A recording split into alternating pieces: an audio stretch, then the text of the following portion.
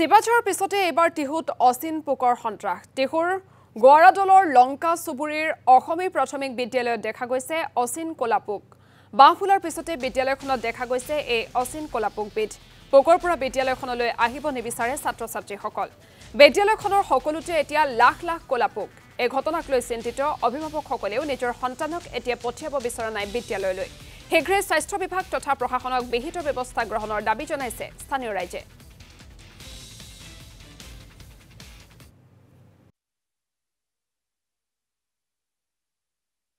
ইয়াত তাৰমানে এই স্কুলত এই বাহৰ কাৰণে তাৰমানে সেই পোকবোৰ আহি আছে পোকবোৰ অহাৰ কাৰণে ৰান্ধনী ঘৰৰ ৰন্ধাৰ কাৰণে বহুখিনি অসুবিধা হৈ আছে বা ৰান্ধিব পাৰিছে যদিও কিন্তু বহুত মানে হেৰি কৰি ৰন্ধা হৈ আছে আগে পিছে দেখিছিল এনেকুৱা না আগে পিছে দেখা নাছিলো এইয়ে প্ৰথম এনেকুৱা পোক আজিয়ে দেখা পাইছো আৰু দেখা পোৱা নাই